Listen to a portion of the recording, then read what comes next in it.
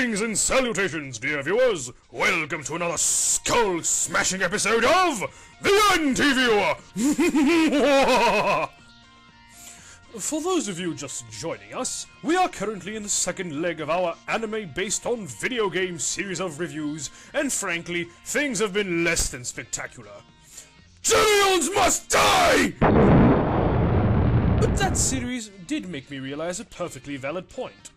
You see, I was reviewing a series based upon a game franchise that I absolutely loved.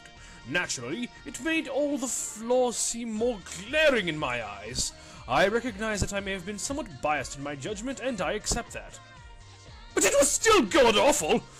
Therefore, I decided to review an anime based off a game that I hadn't played, in an effort to even the playing field. And is it any good? Well, patience, my friends. You will have every opportunity to find out.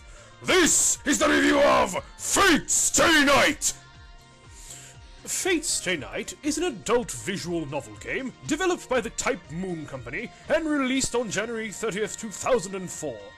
As to what a visual novel is, well, think like a dating simulator, but with relatively more story as well as generous amounts of sexual content.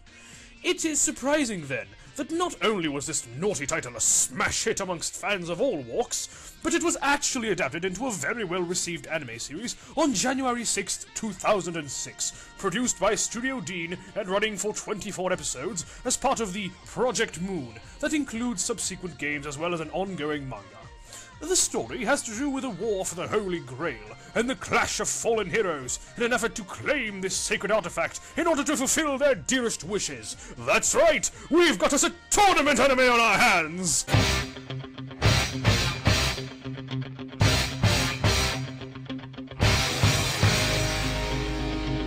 But enough with that, we want to know what our dear lovable anti-viewer thinks of this series. Well, it was boring. I mean, really, inexcusably, mind-numbingly boring. You'd really think that a series with a premise that involves the holy freaking grail would be epic, but no! This has to be one of the most thoroughly dull anime that I have ever seen! But I have to... I really must... Silence! Instead of yapping like outraged dogs, calm down and watch on like good little fanboys and girls. I will gleefully shatter any illusions you may have about this series. The main character of this series is one Shiro Emiya, a typical high school student living in the town of... something Japanese, I'm sure, and working as an amateur mechanic in his school. Shiro is, for all intents and purposes, a study in blandness. Nothing about him is even remotely interesting. Not his personality, not his appearance, and certainly not his past, which is your classic sub-story about being the only survivor of some great disaster, and blah blah blah, I've seen it 1,000 times before. His blandness is compounded by the fact that he is an incorrigible moron, constantly attempting to throw himself into danger without even considering alternatives, and always finding some way to make the situation far worse than it was in the first place. But wait, there's more. Shiro is also prone to being completely unreasonable, and even contradicts his own logic and ideals. In fact, let's take a quick look, shall we? He wants to win the Holy Grail War, but he doesn't want anyone to get hurt. He'll fight opponents with all his strength, but he won't kill them. He insists on the importance of life, but he throws himself into the jaws of death every other fight. Can someone explain to me what part of that makes any sort of sense? That sort of naive idealism is just retarded, and is even spat on by the other characters. It's pretty bad when even the anime recognizes that its protagonist sucks. Oh, one last thing. Some of you might recognize Shiro's voice.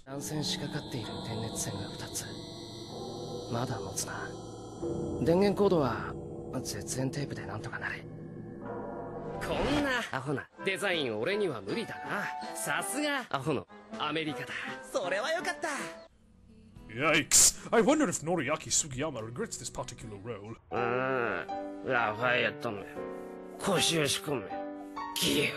Good idea. I needs me some booze to cope with this crap too.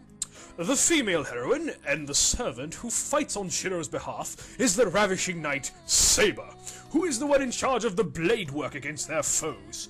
Saber is a fallen heroine from the past, whose true identity is none other than that of Arthur, King of the Britons! King of the who? The Britons. Who are the Britons? Well, we all are. We are all Britons. and I am your king. What? Oh, that! Well, I actually don't have a problem with this reimagining of King Arthur's character. It's an interesting idea, and frankly, Saber sells me on it right from the get-go. Her personality is cold, noble, and dutiful. Everything you'd expect from a knight, and although she's not the most original character in anime, she's certainly worlds better than Captain Blandpants will ever be. In fact, I dare say that Shiro is a bad influence on our Arthurian beauty, poisoning her with his nonsensical ideals, and always insisting on making her life harder on the pretense of not wanting her to fight. Why? Why prevent the person whose very purpose is to act as your champion from doing just that? It's absolutely insane, and you know what? Shiro takes a grand total of 9 episodes to stop getting in Saber's way, and even then insists on fighting alongside her. I honestly feel sorry for Saber. Having to put up with such an incorrigible master must be a harrowing task to say the least. Then again, I suppose it could be worse. Much worse indeed. And the other protagonist is Rin Tosaka, one of Shiro's classmates and the all-around perfect student of the school. It is also worth noting that Rin is descended from a long line of wizards who have been participating in the Holy Grail Wars for generations.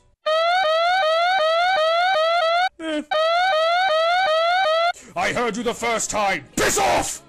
Shocking as it is, I don't dislike Rin's character. In fact, she's probably one of the better characters in this series. Now don't get me wrong, she's an irrefutable tsundere, but there are things that distinguish her from the hateful conventions of, say, Louise or Nagi. First of all, Rin doesn't have a defined antagonist, nor does she ever fall in love with Blandy McBlanderson III. They are mere friends, even though she lives with him and Saber.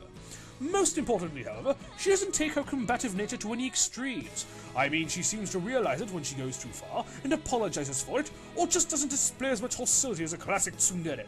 It's a refreshing departure, and succeeds in making Rin Tosaka one of the positives in this snooze fest. And now we move on to the supporting cast. The citizens of random Japanese town, and the other assorted people who don't seem to play any significant role whatsoever.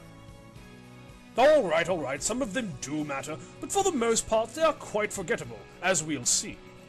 Firstly, we have Archer, Rin's magical servant who, oddly enough, uses butterfly knives more often than his name would suggest. Seriously, I think he's only used his bow twice in the entire series! This is mislabeling! As for his personality, he thinks Shiro is a hopeless, idealistic moron, and that earns him high praise from me. This character's backstory is never explored, and I have to assume that it's dealt with in the manga and games. Otherwise, he's really just an enigma that feels heavily underutilized. Why couldn't we give him some of Shiro's screen time? Why? And now we have Shiro's homeroom teacher, Taiga Fujimura.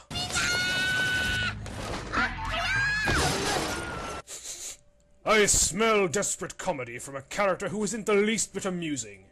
Yes, as you may have guessed, Jerry Lewis here fails spectacularly at being the comic relief by virtue of a stiff, forced humor, and thoroughly inappropriate voice actor.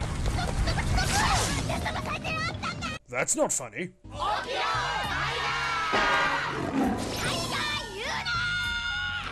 That's not funny either.